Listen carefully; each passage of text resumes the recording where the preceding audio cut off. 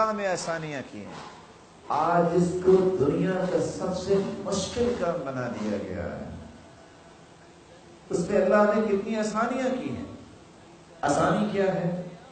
خیر الصداق ایسر، سب سے بہترین مہر وہ ہے جو آسانی سے ادا ہو جائے۔ ہم کیا کہتے ہیں؟ نا نا نا، مہر اگر 10 لاکھ سے کم لکھا نہ لوگ کہیں گے یہ دیکھو کتنا بخیل ہے۔ اور شریعت کیا کہہ رہی ہے؟ شریعت تو یہاں تک کہتی ہے تمہارے پاس کچھ نہیں، زوجتک ما معک من القرآن، صحابی کو اللہ کے رسول نے فرمایا جو صورتیں تمہیں یاد ہیں وہ اپنی بیوی کو سکھا دینا، یہ تیرا مہر ہے، جاؤ میں تیرا نکاح پڑھا دوں۔ اور ابو طلحہ کے ساتھ جب شادی ام سلیم کی ہوئی، کہا میں مہر لیتی نہیں ہوں، یہ مسلمان ہو جائیں، اس کا اسلام ہی میرا مہر بن جائے۔ رسول اکرم صلی اللہ علیہ وسلم نے فرمایا بہترین نکاح وہ ہے جس پہ کم خرچ ہو۔ آپ نے اپنا ولیمہ بھی کیا تو کیسے کیا؟ آج مجھے اور آپ کو پریشانی لگ جاتی ہے، کیا بنے گا؟ بیٹی اور بیٹی کا نکاح کرنا ہے، یہ پریشانی لاحق اس وقت ہوتی ہے جب ہم شریعت کے مزاج کو پسند نہیں کرتے۔ ہم کہتے ہیں ناک کٹ جائے گی، ایسے میں نے آج تک دیکھا نہیں۔ آپ نے دیکھا کبھی کسی کا ناک کٹا ہو؟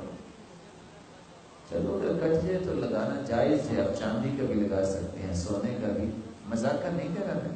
ایک شخص کا جنگ میں ناک کٹ گیا تھا، اس نے چاندی کا ناک لگوا لیا، تو یہ نوز لگوایا تھا تو پھر اس میں کچھ اسمیل پیدا ہوگی تو اس نے سونے کا لگا دیا۔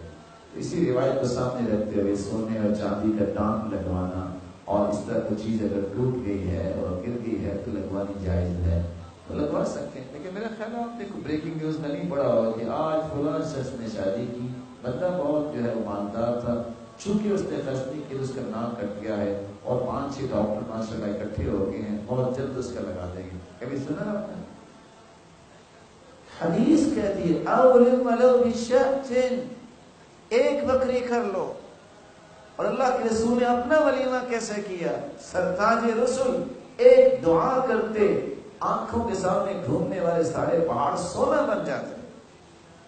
آپ صلی اللہ علیہ وسلم نے اپنا جب ولیمہ کیا ہے التمر والعقد والسنن، کھجور، پنیر اور گھی، آپ گھر سے چند کھجوریں لے کے آئے، لا کے چادر میں ڈالی، کہتے ہیں من کانت عنده شیء فلیجب، میرے صحابہ آجو جس کے پاس کوئی چیز ہے لے آؤ تم بھی۔ کوئی پنیر لے آیا، کوئی مکھن لے آیا، ملا دیا، اوپر سے بارش آئی، کہتے ہیں کھاؤ یہ میرا ولیمہ ہے۔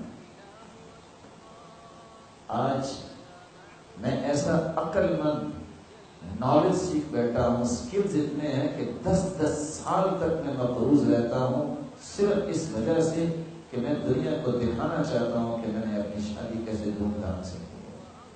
اور حدیث کہتی ہے 2 دینار قرض تھا، اللہ کے رسول نے نماز جنازہ پڑھانے سے انکار کر دیا۔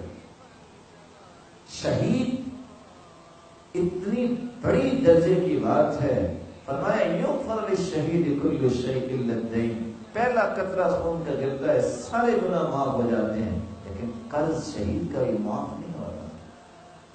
ہم 10 سال تک اپنے آپ کو قرض تلے دبا کے رکھنا پسند کرتے ہیں، لیکن شریعت کی آسانی پسند